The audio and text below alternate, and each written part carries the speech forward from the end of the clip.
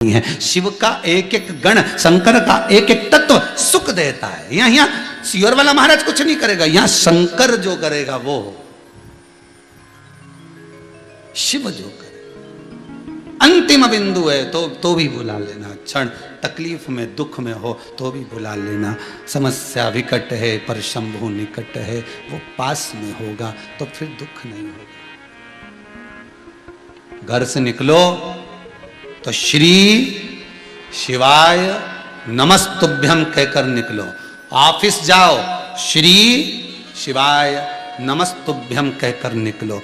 व्यापार के लिए जाओ श्री शिवाय नमस्तु, और धीरे नहीं बोलना। चोटते हैं क्या अपन जो अंदर अंदर गुटुर गुटुर कर जाए। अपन तो जाते जाते जब टाटा बाय करो नहीं, जैसे ही कमरे से चप्पल जूता पहन के बस निकल ही रहे थे, आवाज लगा देना कहाँ है, निकल के कमला तुरंत बाहर। जा रहे हो क्या? हाँ चलो एक बार बोलो, सियोर वाला महाराज बोला था वही शिव महापुराण का मूल मंत्र। जाते जाते सबके मुंह से किलवा कर जाना श्री शिवाय नमस्तुभ्यम।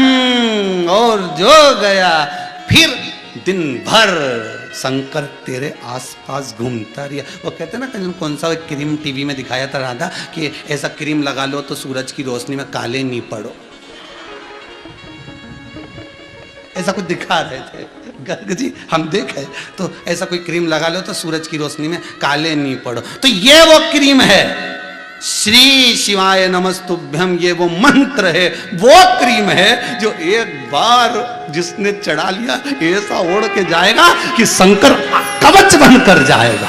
शिव कवच है, चारों तरफ से घेरा हुआ है। रत्ती भर साहब भी मिलेगा नहीं तो वो मुस्कुरा के बात करेगा। तो आज समझ में नहीं आ रही है ये डोकरा क्यों मुस्कुरा रही है, समझ में ये तो मुस्कुरा के बात कर। आज जितने मिलेंगे वो दिल से मिलेंगे, क्योंकि अभी तक अपन ने जो करा वो गया, पर अब एक चीज मुख पर हो। जाते आते गाड़ी में पांव रखते, स्कूटर चालू करते, किक मारते, बस एक बार मुख से घर से जब निकलो तो बोल कर निकलो, सबको बुलवा कर निकलो श्री शिवाय नमस्तुभ्यम। एक मंत्र, कहीं घाटा लगने वाला है, ऐसा लग रहा है आज हमारी आंख फटक रही तो मंत्र बोल, बस वो मंत्र सुख प्रदान कर दे, वो मंत्र आनंद दे जाए। यही गुरु मंत्र है शिव महापुराण का। भागवत का मंत्र है ओम नमो भगवते वासुदेवाय। रामचरितमानस का मंत्र है श्री राम। यही मंत्र है।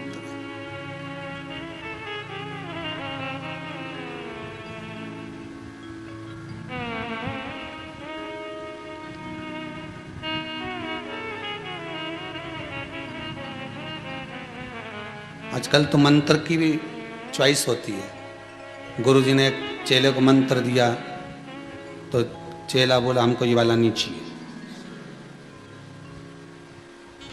तो और कौन सा चाहिए? हम तो राम जी के मानते थे तो मैं राम जी का दूं। तो गुरुजी बोले कान में बोल दिया, राम जी का मंत्र दे दिया। इतना सा मंत्र, बस राम। गुरुजी भी माथा खुजा रहे, कहां का चेला आया, राम, केवल राम। तुलसीदास जी बैठे थे घाट पे, चोर आ गए 4।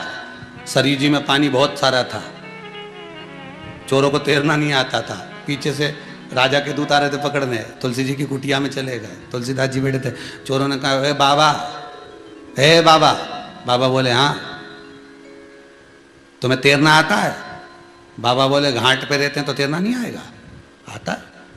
क्या बात है, हम चोर हैं, चोरी का सामान हमारे साथ है, हमें तैरना नहीं आता, तो जरा हमारे को जरा सरयू जी पार करवा दीजिए, तुम्हें तैरना आता है, हमको बिठा लो पीठ पर, पार कर दो। तुलसीदास जी बोले उम्र हो रही हमारी 82 की, और क्या कि बताओ सरयू पार कर दो। मैं एक पत्र लिख कर दे देता हूँ, उस पत्र को आगे आगे हाथ में रख लेना, जो सबसे आगे रहे, एक दूसरे का हाथ पैर पकड़ लेना, निकल जाओगे। ना हाथ हिलाना पड़ेगा ना पाँव हिलाना पड़ेगा, और सीधे सरयू से पार हो बिना हाथ पैर हिलाए। हाँ, और डूब गए तो तुलसीदास जी के डूबना मूबने का काम नहीं, तुम तो रखो पत्र। तुलसीदास जी ने पत्र लिखकर उसके हाथ में दे दिया, खोलना मत ही ले जाओ, और ले गए। इन्होंने आगे करा, एक दूसरे का हाथ पकड़ा, ना हाथ हिलाए ना पाँव हिलाए, सरयू जी के पार पहुंच गए। चोर जैसे ही बाहर पहुंचे, सरयू जी के पार पहुंचे, चोरों ने मन में विचार करा, आखिर इसने पत्र में डोकरे ने लिखा क्या था कि अपन ने हाथ हिलाया ना पाँव हिलाया ना पार हुआ, बिना हाथ पैर हिलाए। एक ने जो पत्र खोल के देखा तो उसमें राम लिखा था। तीनों चोरों ने विचार करा, चौथे से कहा बताओ गजब का मूर्ख बनाया बाबा ने, केवल राम लिख दिया और ना हाथ पैर हिलाए ना वापिस चलो। इन्हें वापिस पत्र आगे करा, फिर पहुंच गए। तुलसीदास जी से कहा बाबा हम ही मिले थे मूर्ख बनाने के लिए। बाबा बोले वो कैसे, ऐसा राम लिख के तो हम भी पार हो जाते। तो तुलसीदास जी बोले मैं तो यही चाहता हूं कि दुनिया के लोग बस राम बोलते जाएं और पार होते जाएं, मुझे क्या करना है, बस संसार के लोग भगवान की भक्ति में डूबते जाएं, नाम स्मरण करते जाएं, श्री शिवाय नमस्तुभ्यम जपते जाएं। हमारा एक लक्ष्य है, ये संसार में अगर भगवान ने हमको पैदा किया है और इस व्यास गादी पर लाकर बिठाया है, तो इतना सा निवेदन है कि भोलेनाथ का इस मंत्र का जाप आप करते रहो।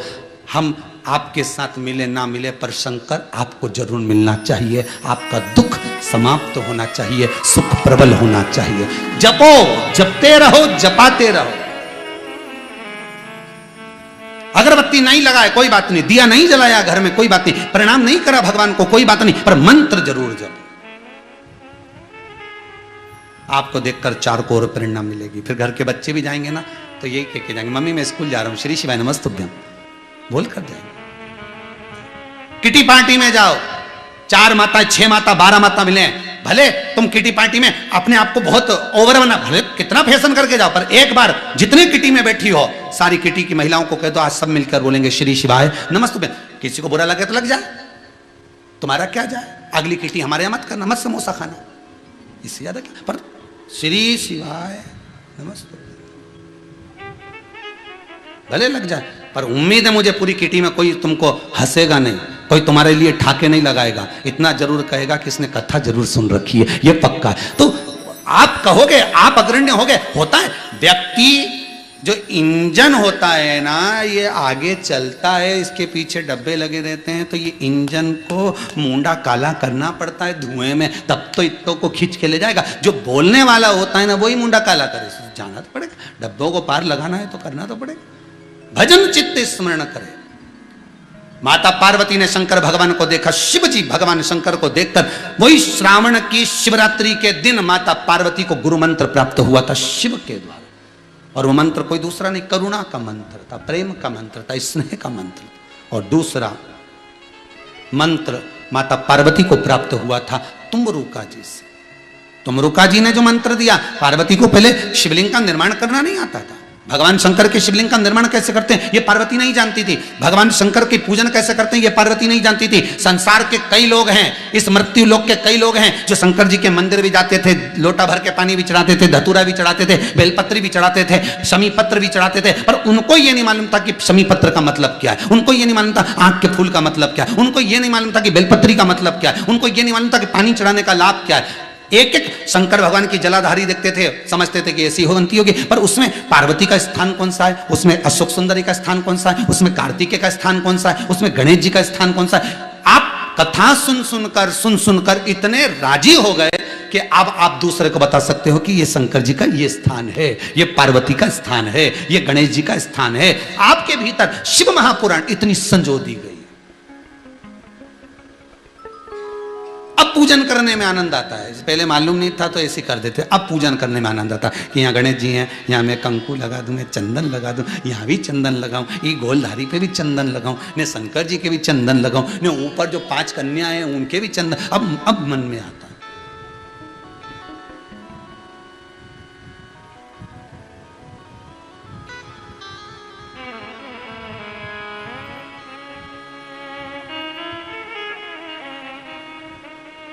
तुम्हारी चित्तवृत्ति में शिव बैठ गए। मुझे शिवलिंग बनाना नहीं आता, माता पार्वती अपनी सखियों के साथ बैठी हैं और शिव को रिझाने का तरीका ढूंढ रही हैं, शंकर को पाने का तरीका ढूंढ रही हैं। मोबाइल खराब हो जाए, फंक्शन दब जाए, बटन दब गई, सही नहीं हो तो अपन कितना माथा पच्ची करें, ये दवा वो दवा, अब ढूंढ रही है। तरीका ढूंढ रही हैं कैसे मिले। उसी समय पर शिव जी की आज्ञा हो गई, तुमरुका जी का आगमन हो गया। तुमरुका जी ने बिठाया, मिट्टी से शिवलिंग बनाना सिखाया। इससे पहले की कथाओं में आपको शिवलिंग बनाना सिखाया था। शिवलिंग कैसे, वो सिखाया।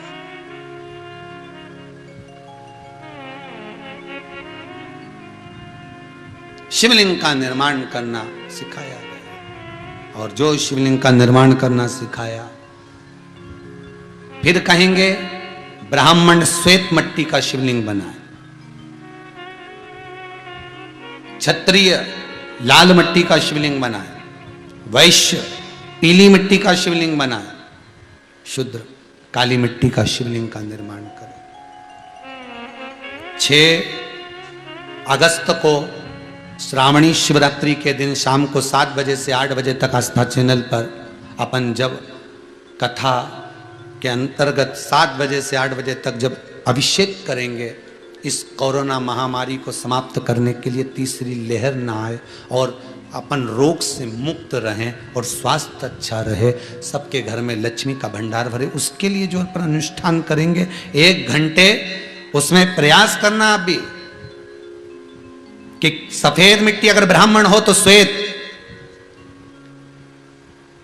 वैश्य हो तो पीली, क्षत्रिय हो तो लाल, शूद्र हो तो काली। काली मिर्ची को पीस कर उसमें थोड़ा थोड़ा भाग आपको मिलाकर उसको मलकर फिर शिवलिंग का निर्माण कर कर अपने घर में रखना। जब 7 बजे पूजन चालू हो उससे पहले आप निर्माण कर लेना, और निर्माण करने के बाद फिर पूजन का स्मरण करना। कोई ने प्रश्न किया है, इन पर्चों में है कि गुरुदेव हमें प्रश्न ये है कि हम सावन के महीने में जो शिवलिंग बनाते हैं, उसको मिट्टी का पार्थिव शिवलिंग बनाते हैं, तो क्या हम उसको रात भर रख सकते हैं कि विसर्जन करना होता है? बहुत ध्यान से सुनिएगा, केवल शिवरात्रि का दिन एक ऐसा होता है जिस दिन आप रात्रि को अभिषेक करो, रात्रि को पूजन करो और रात भर शिवलिंग को रखकर सुबह ब्रह्म मुहूर्त में आप विसर्जन करो। एक शिवरात्रि, दूसरी हरतालिका तीज। एक शिवरात्रि, दूसरी हरतालिका तीज, जिस दिन भगवान शंकर का पार्थिव शिवलिंग का निर्माण कर कर आप सुबह ब्रह्म मुहूर्त में 5 बजे 6 बजे आपका जब भाव उत्पन्न हो जाए, 4 बजे आप उठकर उसको फिर विसर्जन कर कर। पर बाकी के दिनों में अगर आप पार्थिव शिवलिंग का निर्माण करते हैं, बाकी के दिनों में अगर आप शिवलिंग बनाते हैं, तो प्रयास करना कि आप रात्रि होने से पहले पूजन कर कर, विधान कर कर उसका विसर्जन कर दें। केवल इसलिए ये जो शिवरात्रि का दिन लिया है, इसीलिए लिया कि दुकान से लोग फ्री हो जाएं, रात्रि का समय, शिवरात्रि का दिन, श्रावण का महीना, आप लोग आनंद पाएं और उसका अभिषेक पूजन कर कर उसका सुख पाएं, श्रावणी शिवरात्रि का आनंद पाएं। पर बाकी के समय पर अगर आप शिवलिंग बनाते हैं तो उसको रात्रि से पहले विसर्जन करना है। बाकी के रात भर नहीं रखना है। भले श्रावण के महीने में बनाए, उसका भी हमें मना नहीं है, पर बनाए तो रात के पहले उसका विसर्जन होना चाहिए। शिव जी का विसर्जन, शिवलिंग का विसर्जन, पूजन करो, अर्चना करो, अभिषेक करो, अनुष्ठान करो, सब करो, विसर्जन। तो माता पार्वती को शिवलिंग का निर्माण करना अगर कोई सिखा रहे हैं तो तुमरुका जी सिखा रहे हैं। और तुमरुका जी ने जब शिवलिंग का निर्माण करना सिखाया, पार्वती जी ने मन से, जिस गुरु से शिव महापुराण की कथा शंकर और पार्वती श्रवण कर रहे हैं, अर्थात जिसके दरवाजे पर जाकर शिव पार्वती ईश्वर जी और गोरा जी बनकर, गणा और गोर बनकर शिव महापुराण की कथा सुन रहे हैं, वह गुरु के रूप में माता पार्वती ने उसको स्वीकार किया, गुरु के रूप में उसको स्वीकार किया और गुरुपद की ओर उसको बढ़ाया गया। तो माता पार्वती जी के पहले गुरु शिव, दूसरे गुरु कौन है? जम के बोला आस्था पर, तुम रुका, तुम रुका।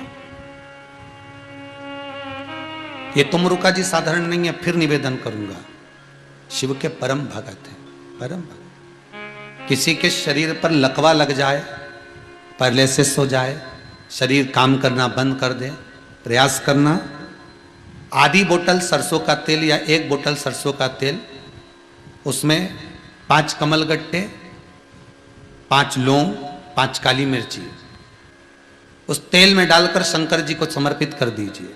उसको कटोरे में झेल कर वापिस ले आओ, शिव जी का बढ़िया स्नान आदि कराकर अंग वस्त्र से धारण कराकर फूल आदि सब चढ़ाकर पूजन कर कर आ जाइए। उस तेल को जो लेकर आए हो उस व्यक्ति की नाभि में 2 बूंद डालना चालू कर दीजिए और शरीर की मालिश प्रारंभ करवा दीजिए। ज़्यादा से ज़्यादा 1.5 महीना लगेगा, वो व्यक्ति वापस चलना प्रारंभ कर देगा। पर नाम होना चाहिए तुमरुका जी। किसका नाम होना चाहिए? तुमरुका। तुमरुका जी कोई साधारण नहीं। जिस बच्चे का पढ़ने में चित्त नहीं लगता, मन नहीं लगता, उसके लिए तुमरुका जी का स्मरण किया जाता है। जो बोलने में अटकता हो, तोतरा बोलता हो, उसके लिए तुमरुका जी का स्मरण किया जाता है। जिस व्यक्ति के नेत्रों में विकार उत्पन्न हो जाता है, नेत्र से कम दिखना चालू हो जाए, उसके लिए तुमरुका जी का स्मरण। हमने पहले की कथाएं आप जब निकालेंगे, हमारे पेज पर पहुंचेंगे, तब आप उसमें पढ़ेंगे, एक एक चीज निकाल कर पढ़ेंगे कि उसमें वर्णन किया है सब चीजों का। तुमरुका जब शिव महापुराण कथा वाची थी, पहले सती शिव पुराण, तुमरुका शिव पुराण, गणेश शिव महापुराण, ऐसी सब पुराण वाची है। उसका एक एक का स्मरण करिए, आपको बहुत सुख मिलेगा। उसमें वर्णन किया। तुमरुका जी ने शिवलिंग का निर्माण करना सिखाया और शंकर भगवान के शिवलिंग का निर्माण जब माता पार्वती ने करा, उसका पूजन अर्चना करा बड़े भाव से। तीसरे नंबर पर माता पार्वती ने अपनी ही सखी को, अपनी ही सहेली को, जिसने श्री गणेश जी महाराज का पालन पोषण करा, कार्तिकेय जी महाराज का पालन पोषण कृतिकाओं ने करा, गणेश जी का पालन पोषण मालिनी ने करा। किसने करा है? मालिनी। ये माता पार्वती जी की बड़ी परम प्रिय सखी है। जैसे मनुष्य के धड़ पर हाथी का मुख लगा तो वो गणेश जी कहलाए, इसी तरह स्त्री के धड़ पर भी गणेश जी का अर्थात हाथी का मुख लगा हुआ था। ये मालिनी का जो स्वरूप है वो स्त्री के धड़ पर, नारी के धड़ पर हाथी का मुख लगा हुआ, स्त्री के धड़। कोई आपसे पूछे कि पार्वती जी की सहेली मालिनी कैसी दिखती थी, तो स्त्री का अगर आप फोटो बनाएंगे और उस पर हाथी का मुख लगा देंगे तो वो मालिनी का स्वरूप। मत्स्य पुराण में और आप अन्य बहुत सी पुराणों में इसका स्मरण पाएंगे। तो कई जगह पर लिखा हुआ है कि ये गणेश जी महाराज की परवरिश करने वाली, जैसे आज के जमाने में कई माताएं बच्चा जो रहता है उसको परवरिश के लिए दे देती हैं कि तुम इसको पालन पोषण करो, आया हो तुम इसको संभालो, तुम आया हो इसकी संभालने वाली हो, तुम माता हो, दाई हो, तो तुम इसको संभाल सकते। कार्तिकेय जी को जिसने संभाला वो कृतिका है, पर जो गणेश जी महाराज की परवरिश कर रही है वो मालिनी देवी। ये शिव जी के यहां माता पार्वती जी की परम सखी है। पूछा, एक प्रश्न यहां अड़ जाता है कि ये इनको हाथी का मुख लगाने की क्या जरूरत थी? हाथी का मुख क्यों लगाए? क्या कारण था हाथी का मुख लगाने का? शिव महापुराण की कथा कहती है, एक बार की बात है, माता पार्वती मां जगतजननी जगदम्बा अंबा विराजमान थी। इतनी सुंदर थी मालिनी, बहुत सुंदर, जैसे मंदोदरी। मंदोदरी पूर्व समय में इतनी सुंदर थी, लंकाधिपति रावण के जो मंदोदरी है ये तो अपनी जगह पर है, अभी भी सुंदर रही, पर इससे पहले कौन थी? देवलोक में रहने वाली अप्सरा। ये मंदोदरी कौन? पूर्व समय की अप्सरा, और बड़ी सुंदर थी, बड़ी सुंदर, इतनी सुंदर कि इसका चित्त, इसका मन पार्वती जी के यहां लगा रहता था। ये पार्वती जी की सहेली बन गई, माता पार्वती जी की सखी बन गई, और पार्वती जी की सहेली बनकर, सखी बनकर माता पार्वती जी के आना जाना चालू कर दिया इसने। अप्सरा थी, देवलोक में रहती थी।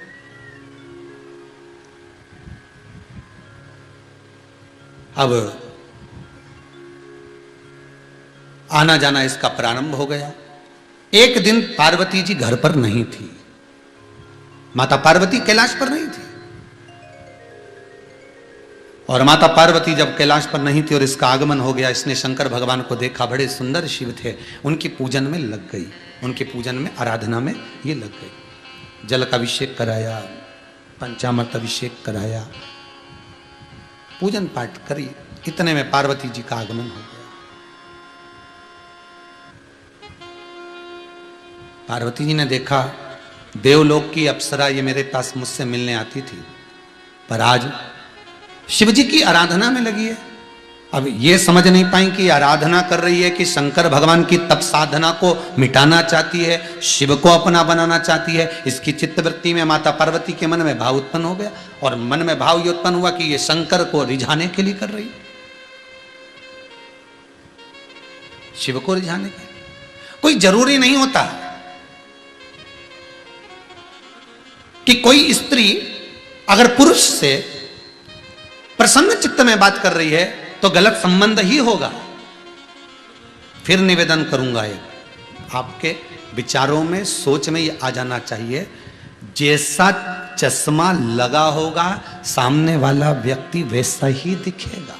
कामी को कामी दिखता है, लोभी को लोभी दिखता है, वासनावान को वासनावान दिखता है, तृष्णावान को तृष्णावान दिखता है, अहंकारी को अहंकारी दिखता है, कामी को कामी दिखेगा, छल करने वाले को छली दिखेगा, चोर को चोर नजर आएगा, साहूकार को साहूकार नजर आएगा, ईमानदार को ईमानदार नजर आएगा। कोई जरूरी नहीं है कि एक कन्या, एक स्त्री, एक लड़की अगर किसी लड़के से, किसी पुरुष से अगर बात कर रही है तो इसका गलत संबंध ही होगा। आपकी दृष्टि में गलत हो सकता है, हो सकता है। आज पार्वती जी के साथ वो संबंध हुआ।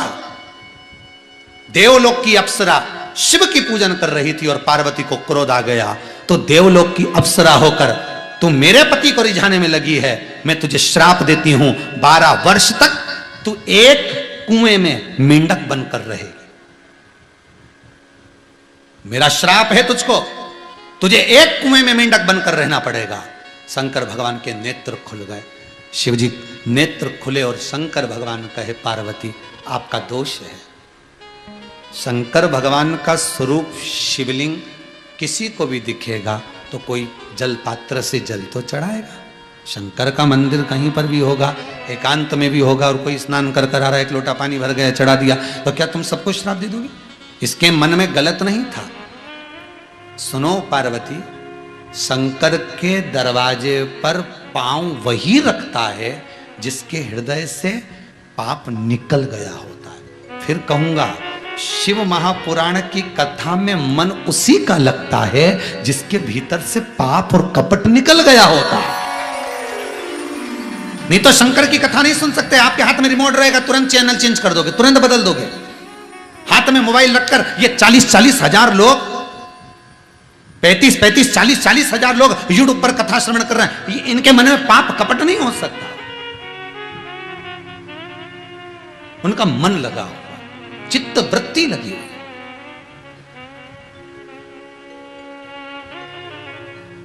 कपटी को कपटी नजर आता है।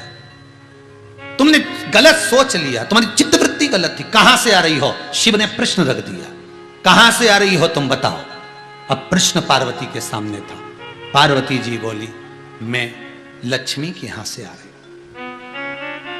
लक्ष्मी के यहां से? हाँ।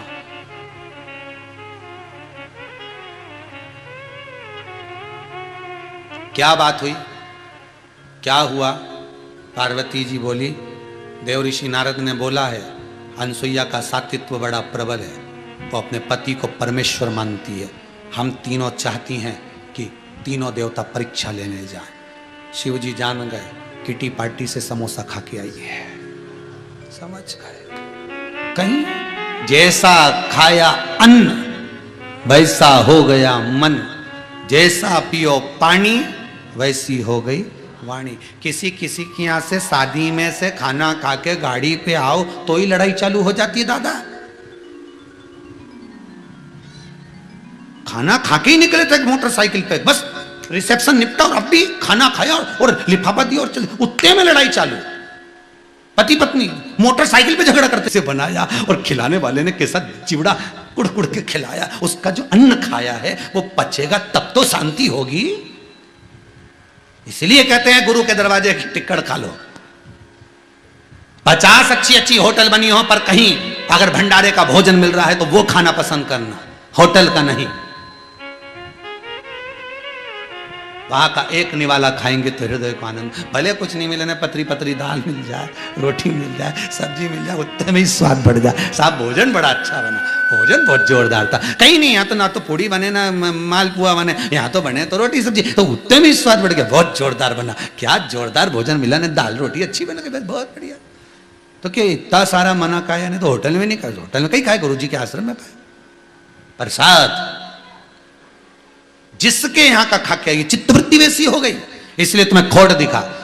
इसको मेंढक की योनि से छोड़िए आप। तब पार्वती जी ने कहा ठीक है, इसको मैंने श्राप दिया है, 12 साल का दिया है, 1 साल का देती हूं कि 1 वर्ष ये मेंढक बनकर रहेगी। शिव जी कहते हैं ये कोई बात नहीं होती, कुछ वर भी दीजिए। इतनी सुंदर थी, इसको मेंढक बना दिया। पार्वती जी कहती हैं मैं वर प्रदान करती हूं, ये मैं दानव की बेटी मंदोदरी बनेगी। जब दूसरा मेंढक की योनि से छूटेगी तब ये कन्या मैं दानव के पास जाएगी और वह मंदोदरी बनेगी। शिव की आराधना करेगी, शंकर की आराधना करेगी, शिव भक्ति में डूबेगी। इसका पति भी शंकर का अनुमोदन करने वाला मिलेगा और दोनों को नारायण का दर्शन करने का मौका मिलेगा। जिस समय पर इसके पति के प्राण छूटेंगे तब नारायण का दर्शन, राम का दर्शन होगा। वर दे दिए। ये तो थी मंदोदरी की कथा, वो भी अप्सरा थी। और यहां ये मालिनी, ये भी अप्सरा, ये भी अप्सरा थी। एक बार मालिनी देवी निकल कर जा रही थी, कैलाश धाम के पास में से कहीं एक सुंदर सा झरना था, उस झरने में अप्सरा स्नान कर रही थी मालिनी। और वहां पार्वती जी का आगमन हो गया। मां जगतजननी जगदम्बा माता पार्वती का दर्शन मालिनी को हुआ। तुरंत आई, प्रणाम करा। आप इतनी सुंदर स्त्री कौन हो? मालिनी ने पूछ लिया। पार्वती जी ने कहा मैं कैलाश पर निवास करने वाली कैलाश अधिपति की अर्धांगिनी हूं। अर्धांगिनी? आप मां जगतजननी हो, पार्वती हो? आप ही के लिए तो मैं भूमंडल पर आई थी। मुझे आपसे मिलना था, मुझे आपसे मिलना। मांगो, क्या चाहिए आपको? मांगो, क्या चाहिए आपको? मालिनी का वो शब्द जो पार्वती जी को छुआ और पार्वती ने मालिनी को तीसरा गुरु बनाया, वो शब्द यही था। मालिनी कहती है बस इतनी कृपा कर दो, मेरी सुंदरता को देखकर देवता लोभित होते हैं। मेरी सुंदरता को देखकर देवता लोभित होते हैं। मेरी सुंदरता को देखकर ना जाने कितने कितने साधक अपनी साधना भूल जाते हैं। मेरी सुंदरता को देखकर ना जाने कितने उपासक अपनी उपासना भूल जाते हैं। मेरी सुंदरता को देखकर ना जाने कितने तपस्वियों का तप समाप्त हो जाता है। उसका दोष मुझे लगता है। मेरी सुंदरता समाप्त कर दो। क्यों? ये सुंदरता मेरे भजन में, तप में, साधना में विघ्न उत्पन्न कर रही है। इसलिए मैं आपके चरणों की साधना करना चाहती हूं। मैं शंकर के चरणों की उपासना करना चाहती हूं। ये सुंदरता वहां ना रहे। तब पार्वती जी ने कहा क्या चाहती हो बोलो? किसी पशु का मुख लगा दीजिए। ये मालिनी ने कहा। पार्वती ने कहा ठीक है, एक हथनी का मुख तुम्हारे शीश पर लग जाए। हथनी का शीश लगा। पार्वती जी ने कहा तुम्हारे विचार इतने सुंदर हैं परमात्मा को पाने के लिए, मुझे भी कोई ऐसा ज्ञान दे दीजिए जिससे मैं शिव चरणारविंद से दूर ना जाऊं, शिव चरणों से दूर ना जाऊं। मालिनी ने कहा कुछ ना करिए,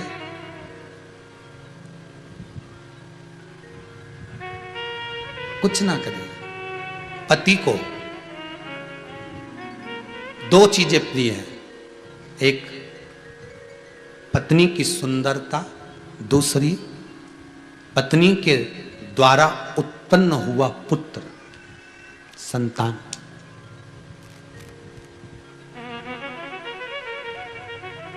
अभी तक शिव को आपने दर्शन किया, सुंदरता आप में है, आप केवल एक पुत्र को प्रकट करिए। कोई आपसे प्रश्न कर सकता है कि पार्वती जी को यह विवेक किसने दिया था कि तन पर उपटन लगाना, बाद में पुतला बनाना, पुत्र प्रकट करना? ये कोई देने वाली अगर थी तो वो मालिनी ही थी, केवल मालिनी। आप अपने शरीर पर इतना तेज पुंज है, उपटन का लेपन करिए, उसका एक पुतला बनाइए और उसमें प्राण देने का प्रयास करिए, जिससे आपका एक पुत्र प्रकट हो जो पिता की गोद में जाए तो पिता के हृदय चित्त को अच्छा लगे।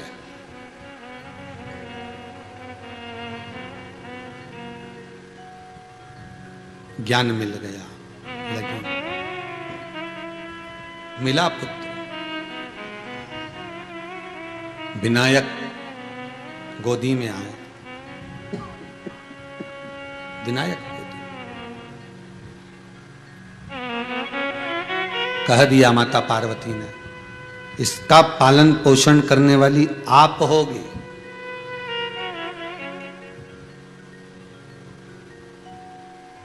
इसका पालन पोषण करने वाली आप होगी। पार्वती जी बोली तो मालिनी देवी कहती हैं पार्वती से, हे मां, पालन पोषण तो कर दूंगी पर मेरा हाथी का मुख देख के डर जाएगा, हाथी का मुख देखकर डर जाएगा। पार्वती जी कहती हैं जैसा इसका स्वरूप दिख रहा है थोड़ी देर में इसका मुख भी हाथी का लग जाएगा, देखिएगा जरा।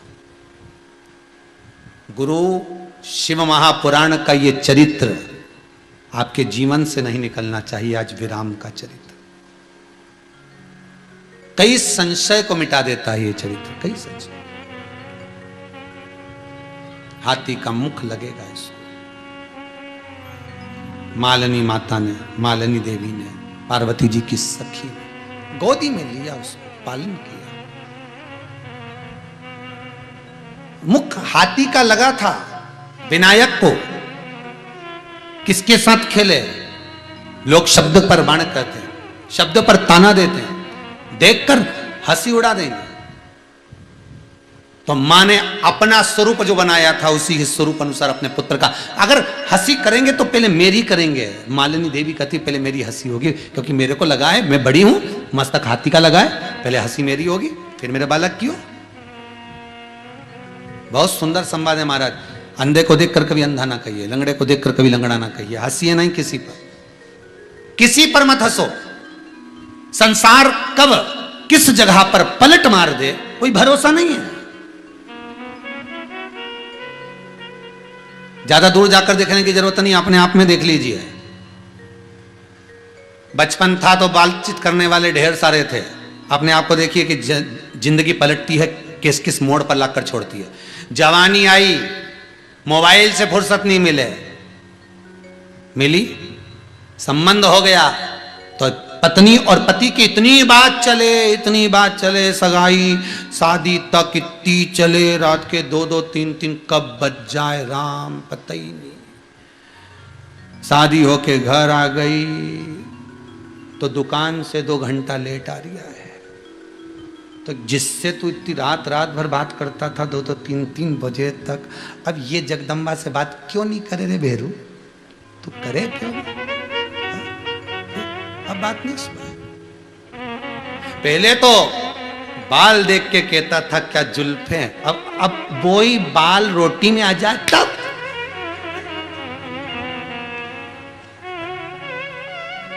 ना झटको जुल्फ से पानी, ये मोती टूट जाएंगे। अब वो बाल रोटी में आ गए तो अरमान टूट गए।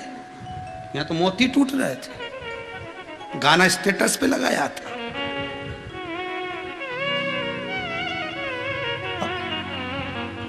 आंधे रोटी में, भोजन की थाली में बाल, तब देखो, देख के नहीं बना सकती। सब्जी देख ले, पहले तो बाहर वो फूल बरस रहे थे,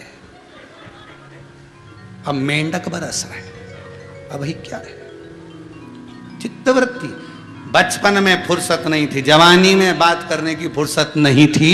इतने लोग थे बात करने वाले, इतने फोन चलते थे, और जवानी गई अधेड़ी आई, कमाने से फुर्सत नहीं मिली, व्यापारियों से बात में फुर्सत नहीं मिली। आ गया बुढ़ापा, जब फुर्सत बात करन की ना थी, तब अब बतियाने वाला कोई नहीं मिल रहा। जब बुढ़ापा आएगा तो ना पोता ना पोती, हाँ बहू ना बेटा, पोता पोती तो फिर भी कर लेंगे। कब तक? जब तक उनमें अकल नहीं तब तक।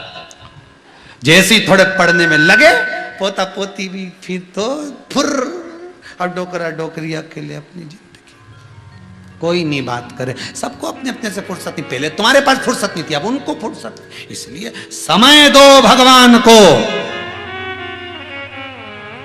परिवार वालों को समय देकर देख लिया, क्या मिला? तुम्हारा एकांत। अब इसको समय देकर देखो महादेव को, क्या मिलेगा? वो वही जान सकता कि क्या दे जाए। अब हम किसी से बात नहीं करेंगे, महादेव से करेंगे, हमें कर नहीं करे। मालिनी देवी ने सुख प्रदान किया शिव का। मत कहो किसी को, किसी कोई को अगर दुख है तो उसको दुखी को दुखी मत करो।